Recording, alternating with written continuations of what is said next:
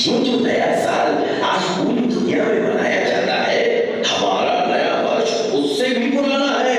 अंग्रेजी कैलेंडर तो भारतीय कैलेंडर के 57 वर्ष बाद बना है। तो हम लोग अपना नया साल क्यों नहीं मनाते? मनाते तो है, लेकिन इस तरह के शोर शराबे से नहीं। हमारा नया साल तो ईश्वर की आराधना से शुरू होता है, चैत्र की पहली नवरात्रि में। हमारे नए साल के बारे में कुछ और बताइए ना दादाजी। हाँ बेटा, उसके लिए तुम्हें कहानी सुननी होगी। कौन सी कहानी दादाजी? एक हो तो बताऊं, अनेक कहानियां हैं बेटा। सिंहासन पत्ती सी, बेताल बच्ची सी। मुझे बताइए ना दादाजी उनके बारे में। बेटा अब रात हो गई और सुबह तुम्हें स्कूल भी जाना है। चलो चलो चलो चलो, कल जरूर सुनाऊंगा तुम्हें विक्रम और बेताल की कहानियां, पक्का, प्रॉमिस। ओके दादाजी, गुड नाइट। गुड नाइट बेटा।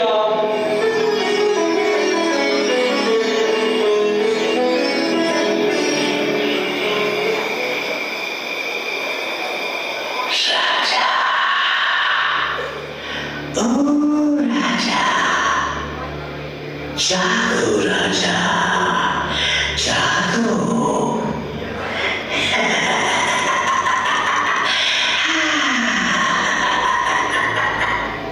कौन कौन हो तुम? देखो मुझे डराओ मत, जल्दी बताओ कौन हो तुम और मुझे राजा क्यों बोला? क्योंकि तुम्हारा नाम मेरे राजा के नाम जैसा है। तुम तो मुझे भूत जैसे लग रहे हो। भूतों का भी राजा होता है क्या? राजा तो सबका होता है। लेकिन तुम हो कौन? जल्दी बताओ, वरना दादाजी को बुलाऊंगा तो वह तुम्हें डंडी लाकर भगा देगी। अरे बाप रे, अरे मैं तो डर गया। लेकिन एक बात बताऊं, तुम्हारे दादाजी मुझे ना देख पाएंगे ना सुन पाएंगे। क्यों? तुम कोई मिस्टर इंडिया हो क्या? नहीं, मैं हूँ मिस्टर बेताल। विक्रम वाले बेताल? तभी तो विक्रम के सपने में आया हूँ। अरे कितना क्यूट सपना है मेरा। वाह, तो सुनो ना बेताल चाचा, हाँ, मुझे अपने राजा की कोई कहानी सुनाओ ना। तो सुनो। एक बार राजा विक्रमादित्य के दरबार में धनपाल नाम का एक किसान रोता हुआ आया।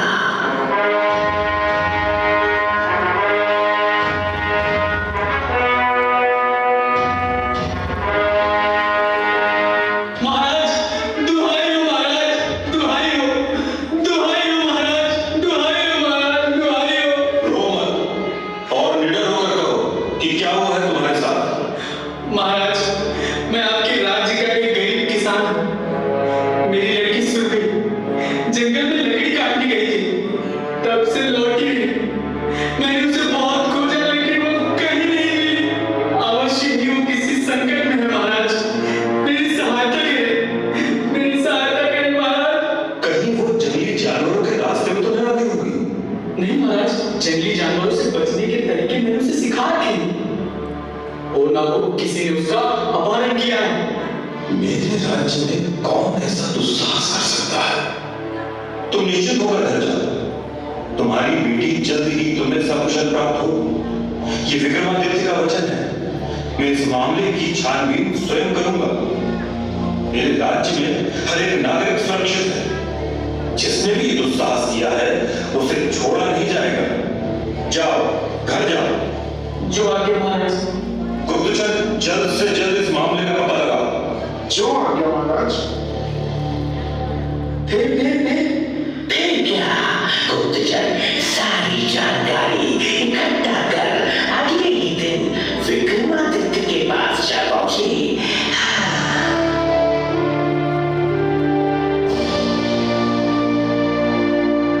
महाराज, सुरभि को आखिरी बार जंगल के एक तालाब में खंडहर में देखा गया था।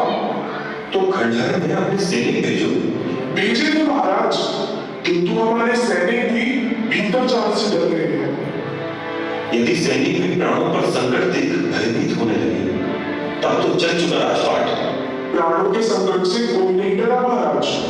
लोगों का कहना है कि उस खंडहर में कोई तांत्रिक साधना कर रहा है।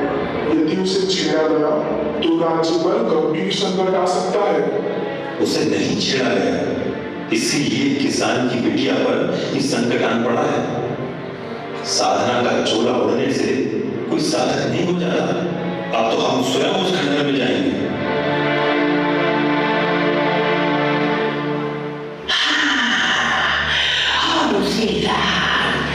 राजा विक्रमादित्य जंगल के उस खंडहर में जा पहुंचे।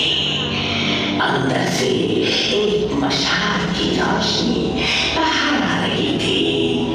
राजा और आगे बढ़े। थोड़ी ही दूर में सुरभि बेहोशी की हालत में पड़ी थी। राजा उसके पास पहुंचे, उसे होश में लाया। वो उन्हें देखकर डर गई।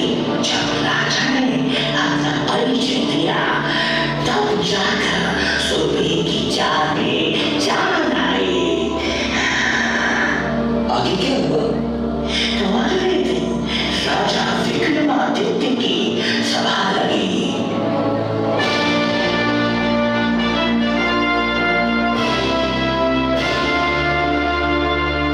बताओ बिटिया सुरभि, जो भी तुम्हारे साथ हुआ वो सब कुछ निडर होकर कहो। चुप क्यों हो सुरभि? यहाँ सब अपने ही है। जो भी तुम पर बीता हो कहो। मुझे उस खंडहर तक ले जाने वाला एक तांत्रिक था। उसने साधु का चोला ओढ़ रखा था। वो मुझे छलपूर्वक साथ लेकर गया और वहां ले जाकर मुझे बेहोश कर दिया। फिर क्या हुआ सुरभि? बेहोशी की हालत में मुझे कुछ दिखाई नहीं दे रहा था, किंतु वहां एक औरत की आवाज आ रही थी जो मंत्रों का जाप कर रही थी। तुम्हें वो आवाज याद है? वो औरत जो मंत्रों का जाप कर रही थी, उसकी आवाज पहचान सकोगी? जी महाराज। ऐसे कैसे इसकी बातों पर भरोसा कर सकते हैं महाराज? ये तो बेहोशी की हालत में थी। रानी पद्मिनी संकट से ये गुजरी है, इसकी बातों पर भरोसा तो करना ही होगा। बताओ सुरभि, कैसी थी वो आवाज? रानी पद्मिनी जैसी। सुरभि! महाराज, प्राणों की दुहाई, उनकी अभी होश में नहीं है। तभी अनाम साहब कह रही है। मैं पूरे होश में हूँ। आवाजें पहचानने में मैं गलती नहीं कर सकती पिताजी। ये वही आवाज है जो खंडहर में मंत्रों का जाप कर रही थी। उस रात खंडहर में रानी पद्मिनी ही थी। महाराज, तो क्या अब मुझे न्याय नहीं मिलेगा? मिलेगा। न्याय वो नहीं जो रिश्तों को देखकर बदल जाए। न्याय वो है जो सही और गलत को स्पष्ट रूप से परिभाषित करे। यदि राजा न्याय करने के समय अपने रिश्ते निभाने लगे तो ये प्रजा के साथ सबसे बड़ा अन्याय है। वाह, इसने कहा और आपने मान लिया। ये न्याय है। साबित कब हुआ कि ये जो कह रही है वो सही है? साबित भी हो जाएगा। राज पंडित, आप मंत्र जाप शुरू कीजिए।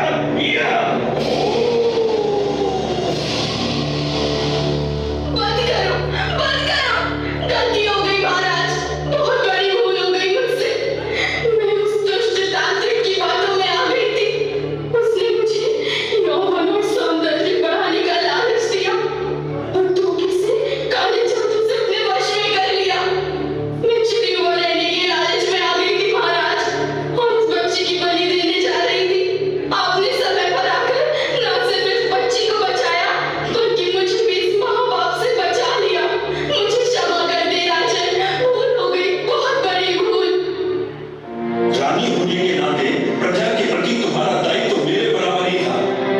तुम्हारी जगह कोई सामान्य स्त्री होती, शायद मैं उसे एक अवसर देता कि तू राज्य की रानी के लिए ये अक्षम्य है। तुम्हारी जगह मैं स्वयं भी होता तो खुद को दंडित करता। रानी पद्मिनी, मैं तुम्हारा त्याग करता हूँ, तुम्हें दंड स्वरूप वनवास दिया जाता है। क्षमा महाराज, क्षमा। इस भूल की ऐसी बड़ी सजा मत दीजिए। मुझे अपने चरणों से दूर मत कीजिए महाराज। सैनिकों, रानी को यहाँ से दूर ले जाकर वन में छोड़ दो और उस दुष्ट तांत्रिक को पकड़कर आजीवन कारावास में डाल दो। न्याय ऐसा होना चाहिए कि वो समाज में एक मानक स्थापित करे।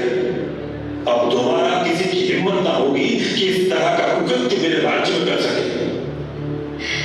महाराज, महाराज आप महान हैं। आप जैसा कोई दूसरा नहीं। आपकी सदा ही जय होगी महाराज, सदा ही जय होगी, सदा ही जय होगी।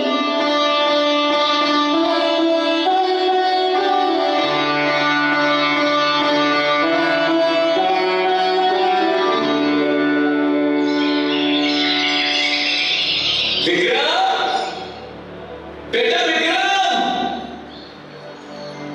विक्रम।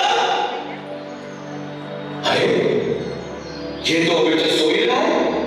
सुबह हो गई, उठने की पता नहीं है। विक्रम, विक्रम, अरे बेटा सुबह हो गई, आज स्कूल नहीं जाना क्या? अरे उठो। अरे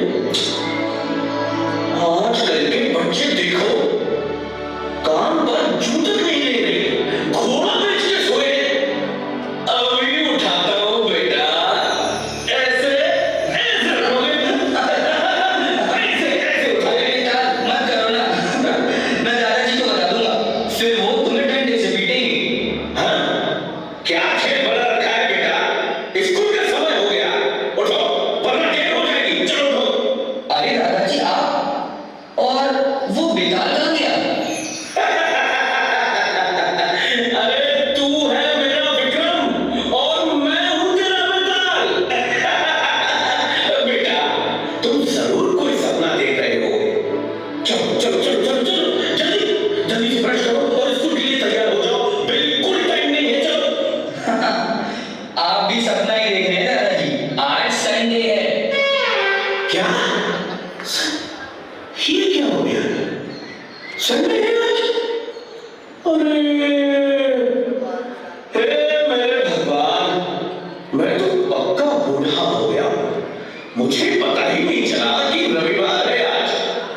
अरे बेटा मुझे माफ कर दो, मैंने तुम्हारी भी नींद खराब कर दी। कोई बात नहीं। आपको पता है दादाजी, आज मेरे सपने में बेताल आया था। क्या? और उसने मुझे विक्रमादित्य की ये कहानी सुनाई, अच्छा। जो उनके न्यायप्रिय होने से जुड़ी थी। अब आप मुझे उनकी वीरता और दूसरे गुणों की कहानी सुनाइए। एक ही और पूछ तो सुनो बेटा।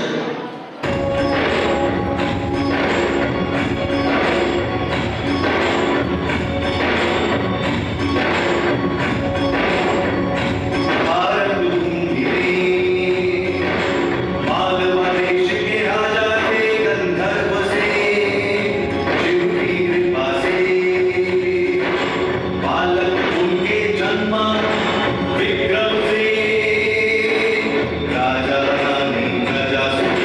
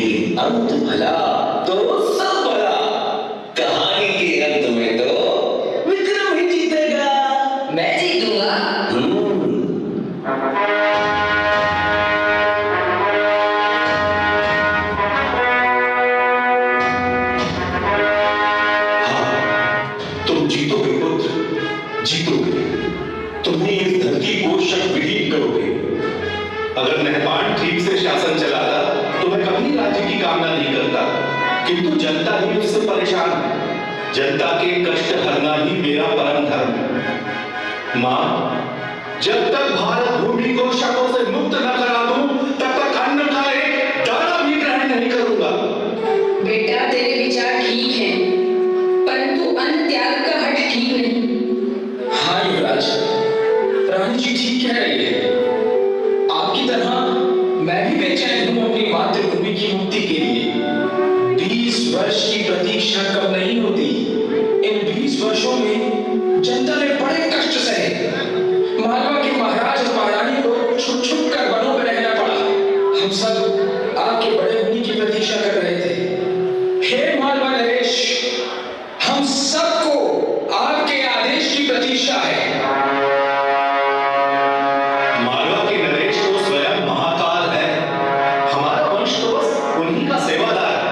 भगवान महाकाल मेरे स्वप्न में आए और उन्होंने आदेश दिया है कि अब अवंतिका को मुक्त कराने का समय आ गया है। ये तो शुभ संकेत है युवराज, किंतु हमारे पास सैनिक बहुत कम है। युद्ध में सेना की संख्या से अधिक उसका कौशल काम आता है। मैंने जो भैरव सेना तैयार की है उस पर महाकाल की कृपा है। इस भैरव सेना में ताकत और बुद्धि का सटीक मिश्रण है। हमें नहपान की सेनाओं की रसद रोकनी होगी। रसद की कमी से वो आपस में ही कट मरेंगे और सही रसद देखकर हम आक्रमण करेंगे। किंतु ये क्षण तो नहीं कहलाएगा कुंवर। तब कहलाता है जब हम शत्रु पर पीछे से हमला करें। हम तो पहले उन्हें दुर्बल करेंगे, फिर सामने से हमला करेंगे। नहपान को संदेशा भिजवा दीजिए कि उसके पाप का घड़ा भर चुका है। किंतु सूचना मिलते ही वो सतर्क हो जाए। निश्चेत पर हमला कायरता है और विक्रम कायर नहीं। हाँ बेटा, हमले से पहले शत्रु को सचेत करना वीरता का लक्षण है। काश तुम्हारे भाई युद्धहरि भी आज साथ होते।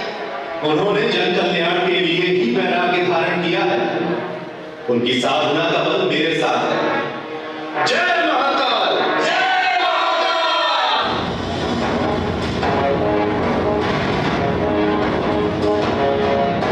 फिर मातृभूमि के सम्मान में विक्रम ने नहपान से घमासान युद्ध लड़ा और मालवा भूमि को शक वंश से मुक्ति दिलाई।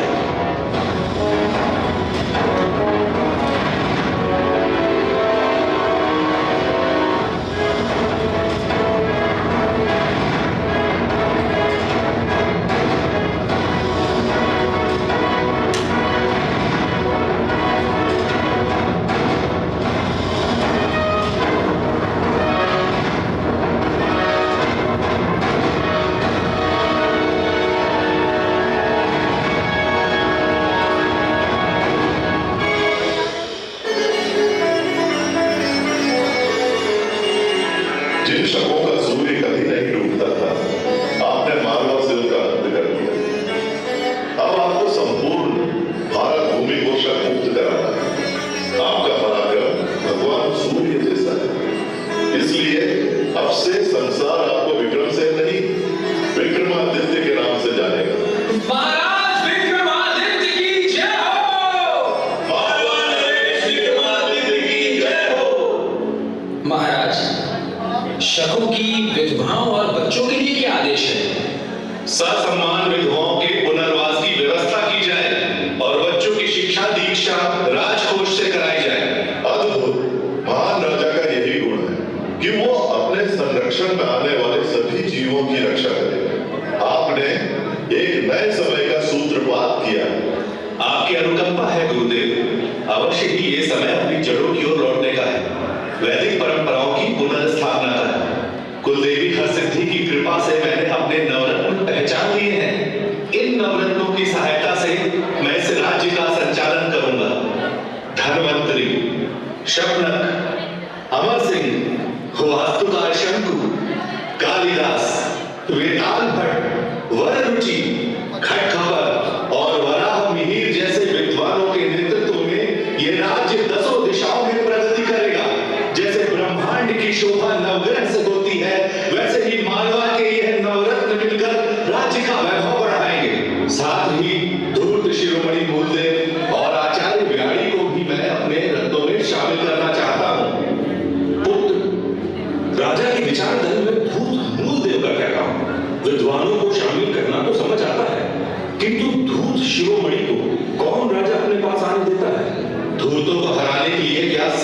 निष्कपट विद्वान सलाह दे पाए। भारत भूमि पर शकों का वृहद साम्राज्य है। अगर हमें उन्हें इस धरती से खदेड़ना है तो इनकी धूर्तताओं को समझना होगा। मुझे लगता है कि इन मामलों में मूलदेव की सलाहें बहुत काम आ सकती हैं। अद्भुत। धरती के इतिहास में ऐसी समृद्ध सोच किसी राजा की न देखी न सुनी। आचार्य व्यारी भले ही स्वर्ण बनाने में अब तक असफल रहे हैं, किंतु वो लगनशील है। आज नहीं तो कल अवश्य सफल होंगे। बार बार असफलताओं के बाद भी उनका विश्वास स्वयं से डिगा नहीं है। ऐसा विद्वान अवश्य ही राज्य के लिए उपयोगी साबित होगा। गुरु का आश्वासन मिल गया, अब मैं निश्चिंत हूँ। श्रीमान कालिदास, आपसे आग्रह है कि अपने साहित्य को जन सुलभ बनाने की दिशा में कार्य करें। अन्य सभी नवरत्नों से आग्रह करता हूँ कि ज्ञान, विज्ञान, भाषा और वैदिक रीति के प्रसार की दिशा में कार्य करें। जैसे आज्ञा महाराज। गुरुदेव, एक विचार मेरे मन में उमड़ रहा है, यदि आपकी आज्ञा हो तो कहूँ। आदेश करें महाराज। मुझे देश में एक नए पंचांग की आवश्यकता महसूस हो रही है। क्या हम मालवा को समय गणना का वैश्विक केंद्र बना सकते हैं? साधु साधु, बहुत उत्तम विचार है महाराज। जैसी आज्ञा गुरुदेव। श्रीमान वराहमिहिर, मैं आपको एक बड़ा दायित्व सौंप रहा हूँ। आप खगोल और ज्योतिष के ज्ञाता हैं। हमारे भारत में अब तक पूर्ण रूप से प्रामाणिक और वैज्ञानिक पंचांग नहीं है, जिसके कारण सदा ही जनता में शुभ और अशुभ मुहूर्तों के संबंध में भ्रम की स्थिति बनती है। आप काल गणना की नई व्यवस्था तैयार करिए जो वैदिक परंपराओं पर आधारित हो और पूर्ण रूप से वैज्ञानिक हो। आपकी आज्ञा शिरोधार्य है महाराज, किंतु आपके मार्गदर्शन के बिना मेरे लिए ये कर पाना संभव न होगा। आप स्वयं सभी विषयों के ज्ञाता हैं। इस दिशा में आप आगे आगे चलें और मैं आपका सहगामी रहूंगा। आप ही इस विक्रम संवत के प्रणेता हैं। विक्रम संवत, विक्रम संवत, विक्रम संवत। जैसी सभासदों की इच्छा। आज चैत्र नवरात्रि का पहला दिन है। आज से ही विक्रम संवत की गणना आरंभ करेंगे तो माता सरस्वती की कृपा हम सब पर बनी रहेगी।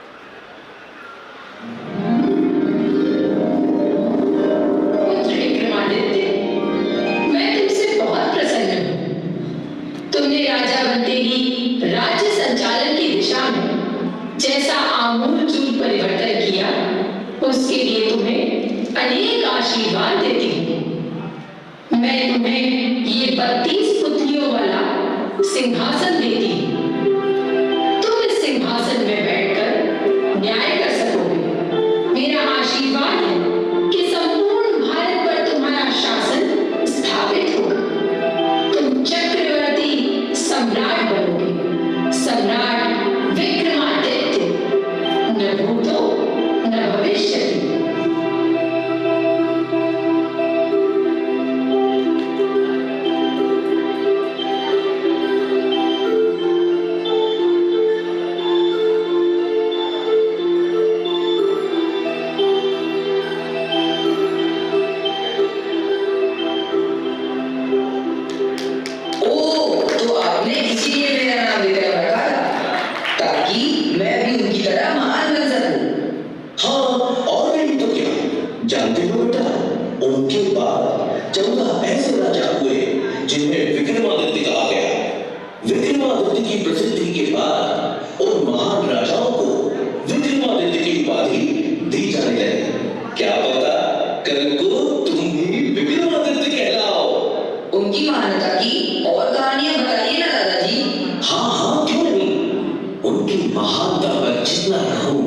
उतना ही कम है बेटा। उनका शासन सिर्फ भारत में नहीं, आज के अरब, ईरान, इराक और मिस्र तक फैला हुआ था।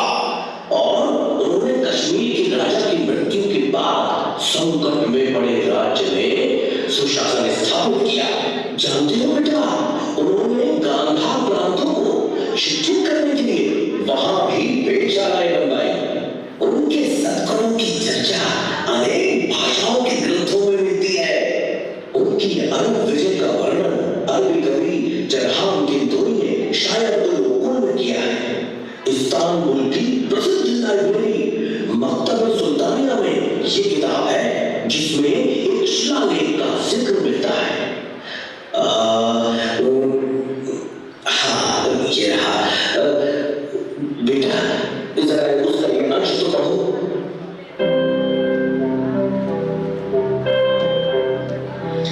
वे लोग भाग्यशाली थे जो विक्रमादित्य के समय में जन्मे, उन्हीं के शासन में जीवन बिताया। वह एक दयालु, उदार और कर्तव्यनिष्ठ राजा था, जो हर एक व्यक्ति के कल्याण के बारे में सोचता था। उसने अपने पवित्र धर्म को हमारे बीच फैलाया। हिंदुस्तान के सूर्य से भी तेज विद्वानों को विक्रम ने उनके बीच भेजा, ताकि ज्ञान का उजाला उस तरफ भी फैल सके। दादाजी, मुझे विक्रमादित्य की और कहानी सुनाइए ना।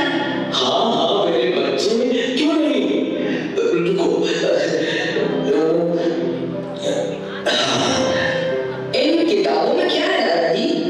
इन किताबों में कहानियां हैं। इन दोनों किताबों में सम्राट विक्रमादित्य की कहानियों का भंडार है बेटा। एक है सिंहासन 32 और दूसरी बेताल 25। इसके अलावा भी उनकी वीरता, उदारता, दया, क्षमा आदि गुणों से भारतीय साहित्य भरा पड़ा है बेटा। इन्हें पढ़ो और उनके गुणों को अपने जीवन में उतार कर तुम भी उनके जैसा बनो।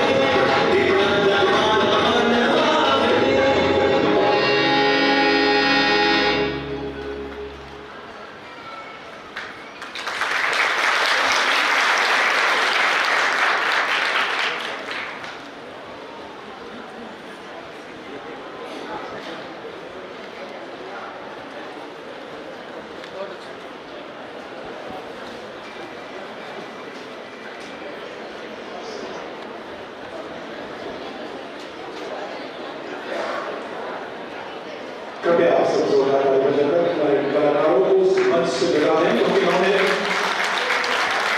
न सिर्फ विक्रमादित्य जी के कौशल और उनके यशस्वी जीवन की कहानी सुनाई, बल्कि आपने यह भी सीखा कि यदि यश, पौरुष, दिव्यता, कीर्ति, सामर्थ्य, पराक्रम, न्याय के प्रति आपकी सहजता, यदि यह सब आपके जीवन में है, तो नाम उपाधि बन जाता है।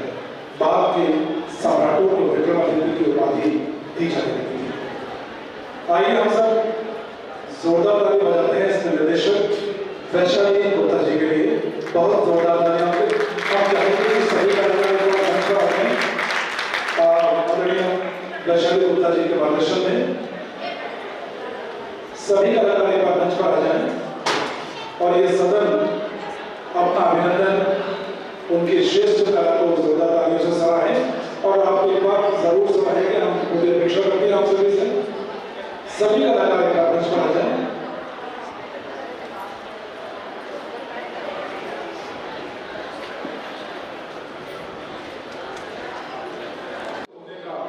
सही अर्थ यही है।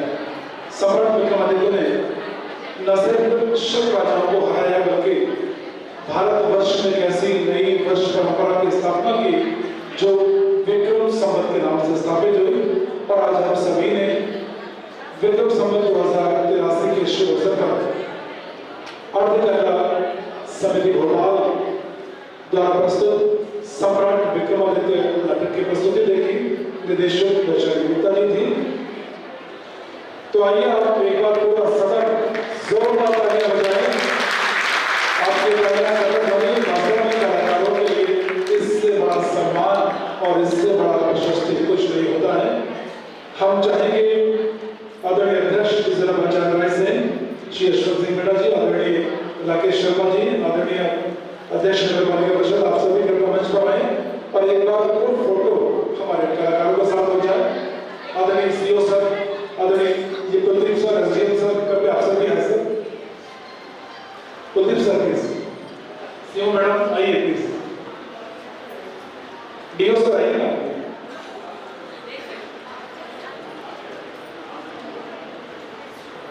और आपकी कर्तव्य धनिया एक बार फिर बचे, क्योंकि इन कलाकारों ने जो किरदार निभाया है जिसे हमने पढ़ा था, सुना था, लेकिन वास्तव में जब जीवंत होकर देखते हैं तो ये हमारे चरित्र को नई ऊंचाई देने वाले किरदार हैं।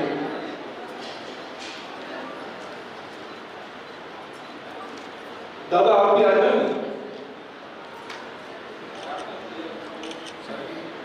तो बता देना।